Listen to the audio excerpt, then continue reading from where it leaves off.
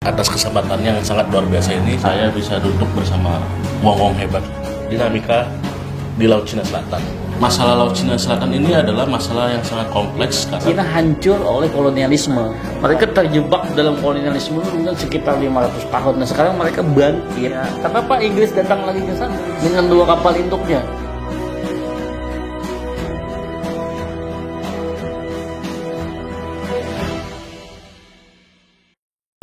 Assalamualaikum warahmatullahi wabarakatuh. Selamat malam dan berjumpa kembali di PIM Channel. Seperti biasanya, channel ini menjadi sebuah kebanggaan kita dan semoga menjadi sebuah fasilitas untuk sumber edukasi buat masyarakat begitu.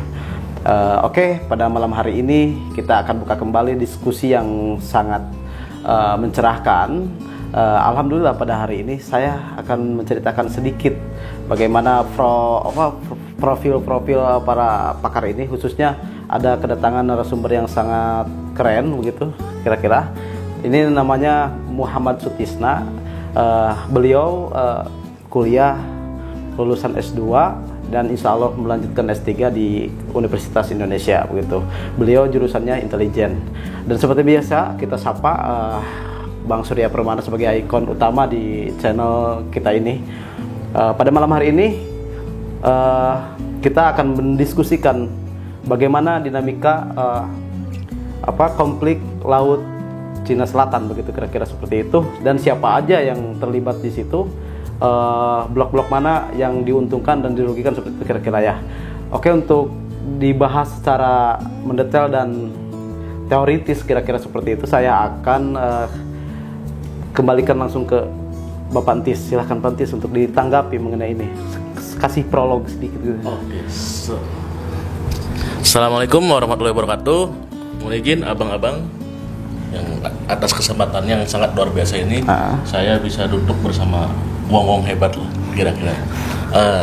Tadi saya sedikit revisi, saya belum lulus karena baru sidang proposal dan juga masih banyak revisi. Oke. Kebetulan saya juga fokus saya dalam dunia intelijen dan keamanan, dan tesis saya soal keamanan maritim. Malam ini kita akan membahas soal dinamika di Laut Cina Selatan. Yang kita ketahui bahwa masalah Laut Cina Selatan ini adalah masalah yang sangat kompleks karena bukan hanya melibatkan aktor yang terlibat saja, tapi sudah mulai banyak melibatkan orang-orang luar di dalamnya. Pada awalnya Laut Cina Selatan ini hanya konflik sengketa wilayah antara Cina dengan beberapa negara-negara di kawasan Asia Tenggara seperti Vietnam, Malaysia, Filipina, Brunei, dan Taiwan lah secara jauh. Tapi seiring dengan berjalannya waktu di Laut Cina Selatan ini juga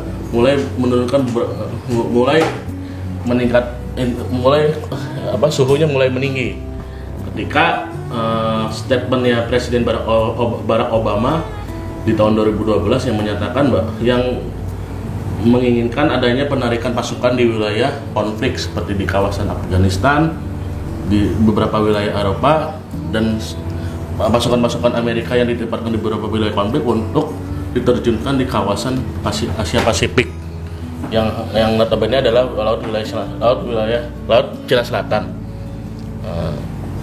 Karena di sini terdapat 2 perbedaan yang sangat mencolok soal Laut Cina Selatan ini. Ketika Tiongkok menginginkan kawasan ini adalah sebagai kawasan murni wilayahnya tanpa ada campur tangan negara lain. Tapi berdasarkan hasil Landes Land-nya, yaitu dengan konsep wilayah kedaulatannya yang berasal dari cerita nenek moyangnya yang lalu diinternasionalisasikan, negara-negara lain harus mengakui wilayah Laut Cina Selatan. Tapi di sisi lain Amerika Serikat menginginkan bahwa udahlah Laut Cina Selatan itu adalah wilayah perairan bebas, setiap negara boleh melewatinya. Akhirnya terjadi perdebatan. Apalagi selama 1 tahun terakhir ini intensitas di wilayah ini sangat tinggi karena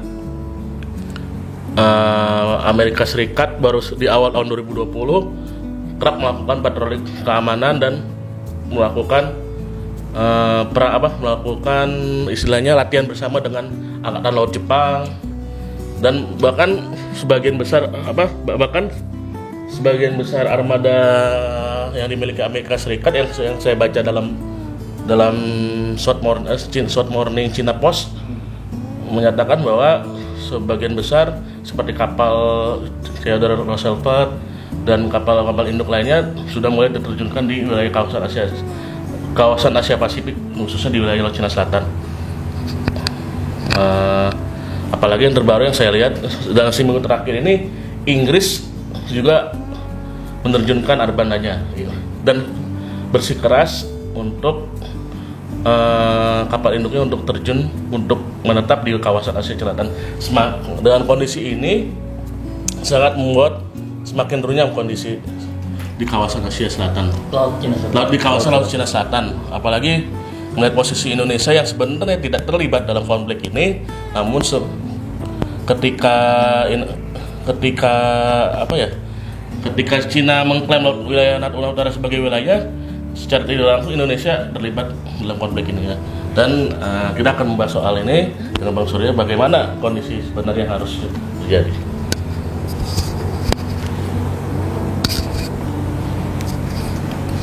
Menarik sekali ya Pak Antis ya, ini tadi soal konfliknya, terus kemudian dia mengacu kepada 9 dash line itu, kenapa Amerika marah sama mereka.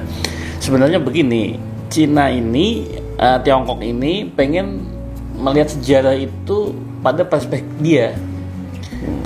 dia, menurut dia ya, mereka itu tadinya adalah adik kuasa di dalam maritim. Tetapi di waktu dinasti Han itu mereka sangat sangat berjaya. Kemudian Cina hancur oleh kolonialisme, perang candu, mereka habis itu hancur, dikolonialisasi. Nah, mereka terjebak dalam kolonialisme itu mungkin sekitar 500 tahun. Nah, sekarang mereka bangkit memakai perspektifnya sendiri terhadap melawan perspektif barat. Dan benar saja menurut penilaian saya, kolonialisme, imperialisme ini nggak mau hengkang dari dunia. Kenapa Inggris datang lagi ke sana dengan 2 kapal induknya, dengan alasan untuk membela Filipina, untuk membela apa? Maksud saya kalau Filipina dan lain-lain negara Asia lain itu usir aja tuh orang-orang kolonial itu, nggak usah ikut campur sini, kita selesaikan saja secara internal gitu loh, sesama negara-negara yang bekas di kolonial karena invasi imperialisme ini. Mereka itu melihat dari perspektif sejarahnya dia nggak mau masuk perspektif sejarah dunia yang dibentuk oleh kolonialisme. Dia bikin lah yang kamu bilang dari mitosnya, dongengnya dia itu, enggak, dia dari sejarahnya dia itu. Nah, kenapa aku juga ikut mencurigai, aku yakin kok nih kolonial nggak mau hengkang dari percaturan kehidupan politik kita, mau cawe-cawe aja terus. Inggris, Amerika itu kan anak gue Inggris tadinya tuh, orang-orang Inggris yang pindah ke sana. Inggris ini bosnya, imperiumnya. Nah, Indonesia di mana gitu lagi kan serba susah. Kita ini kan kena kolonialisme juga. KTT Asia Afrika itu sebenarnya mau mandiri begini. Bung Karno kan marah sekali dengan Malaysia waktu mau didegarakan, negara boneka bikinan Inggris itu loh. Malaysia negara boneka, karena dia persemakmuran. Bung Karno nggak mau pendirian Malaysia itu, ditolak sama Bung Karno. Itu karena campur tangan terus ini imperialisme. Nah, sekarang kita agak kesulitan. Memang imperialisme pinter, diadu domba aja sesama bekas kolonial ini. Kita sama Cina tuh berjarak karena peristiwa tahun 65, soal ideologi dan sebagainya. Nanti Cina sama India, kita sama India gimana hubungan-hubungan ini? Yang jelas kita kalau semua tersekat begitu ya kolonialisme akan terus bertahan. Makanya negara itu mesti harus bebas dari semi kolonialisme dan semi imperialisme. Semi kolonial itu apa? Kita ada sebagai negara, tapi keputusan-keputusan strategis kita tetap ditentukan oleh kolonialisme itu, imperialisme itu. Sama masyarakat yang feodal, yang ya pemimpin-pemimpin yang mikirin diri sendiri aja, mikirin kekayaannya aja, oligarki itu. Nggak bisa bebas dari situ gitu loh. Nggak bisa bebas dari itu. Dan kolonialisme ini pintar, selalu mencari celah. Itu tadi teknik mereka tuh salami slicing itu. Dia seperti bikin salam itu, sushi yang diiris sama dia. Cina tuh diiris terus, kebencian orang terhadap Cina dikerjakan terus oleh Amerika, Inggris dan kawan-kawan itu. Gitulah. yang saya lihat juga sangat kompleks ya. Jangan jauh-jauh antara solidaritas antara negara-negara bekas kolonialisme, tapi lebih kepada solidaritas dari negara-negara ASEAN itu sendiri dalam menyikapi konflik di Laut Cina Selatan. Karena masing-masing juga punya kepentingan yang berbeda. Dengan ibarat kata sangat sulit bicara soal solidaritas negara ASEAN dalam menangani konflik di Laut Cina Selatan. Negara-negara di kawasan ASEAN juga nggak bisa berbicara banyak soal di Myanmar. Yang hari ini menjadi dilema kan. Apalagi dan yang menjadi unik ketika negara-negara di kawasan Asia Tenggara ini ketika berkonflik dengan Tiongkok secara wilayah di Laut Cina Selatan, tapi mereka juga kerap mengadakan kerjasama ekonomi seperti Vietnam ikut dalam One Belt One Road itu kan. Dan di sisi lain Vietnam juga melakukan kerjasama militer dengan Jepang. Akhirnya menjadi dilema tersendiri. Apalagi Indonesia menjadi ruang geraknya menjadi terbatas karena tidak bisa berbicara banyak dalam konflik ini, karena juga secara anggaran militer juga terbatas dan posisi dan tidak memiliki bargaining positioning di dalam ini. Jadi akhirnya posisi Indonesia ini lebih kepada menekankan dua dimensi, ada dimensi hukum berkaitan dengan kedaulatan dan dimensi politik perdamaian dan keamanan. Sebenarnya juga Indonesia juga belum selesai dengan perdebatan di UNCLOS itu yang udah selesai, tapi kan akhirnya selalu dibandar oleh Cina kan. Dan hebatnya Cina hanya berdasarkan cerita nenek moyang bisa menjadi sebuah narasi besar, menjadi semua dunia harus mengakui cerita-cerita dongeng itu. Tapi sejarah dia bukan dongeng, Tetis. Tadi kan dijelasin. Indonesia punya wajah pahit tapi tidak bisa jadi internasionalisasi. Nggak bisa. Dia kembalikan lagi hutang dia, maksudnya dendam dia sama Barat itu. Perang Candu itu dihancurin. Jadi sebelum perang Candu, dia kata dia superpower. Dia mau membalikkan sejarah ini dari cerita Barat menjadi ceritanya dia. Poin posisinya dia mau dari ceritanya dia, bukan dari cerita Barat tentang lekas sudut pandang dunianya ini. Jadi kembalikan dia ke dinastinya itu. Ada saja dinasti Han ya itu ya. Han ya, Han itu. Nah sekarang kita bicara tentang kedaulatan Indonesia dan kemampuan alutsista kita. Ini nggak ngejar kalau dengan APBN begini doang. Ya kemarin kan kapal selam bisa nyelam nggak bisa naik. Nyungsep. Dulu Bung Karno bisa karena punya aliansi, punya sekutu dulu sama Uni Soviet. Jadi lu kapal selam punya Indonesia tuh paling maju se Asia waktu itu. Namanya angkatan tempur kita semasa Orde Baru turun karena Amerika nggak mau Indonesia terlalu besar dalam kekuatan di kekuatan militer yang alutsistanya, hanya diperkuat keamanannya aja di backup oleh Amerika. Nah Indonesia apakah harus, kalau dia bermilih jalan ini, harus jadi kaki tangan Amerika lagi sebagai penjaga keamanan di regional, atau Indonesia membentuk aliansi strategis supaya bisa mengejar ketertinggalan alutsista? Kalau di Pakistan itu semua pesawatnya, tanknya dikasih Cina sekarang. Pakistan dengan kerjasama. Kalau beli berat Pak, nggak sanggup. Itu rencana Pak Prabowo yang 2.500 triliun itu 10 tahun, nggak mungkin. Buat COVID aja habis berapa sudah. Nggak mungkin ngejar alutsista. Kemarin beli lagi pesawat latih doang. Indonesia secara anggaran belanja militer masih di bawah 2% dari total GDP. Iya nggak bisa. Itu jauh. Dan industri pertahanannya nggak hidup. Nggak bisa ngejar TOT-nya, transfer of teknologinya nggak ngejar kita. Nah ini yang harus dikejar, industri strategisnya ini yang nggak hidup.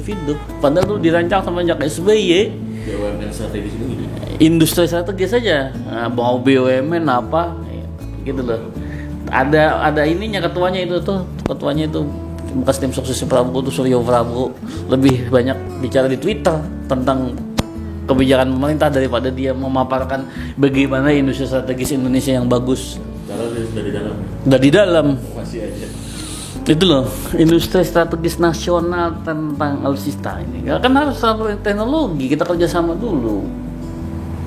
Baru dia ngasih kita teknisi, kita bikin, kita kejar itu teknologi itu.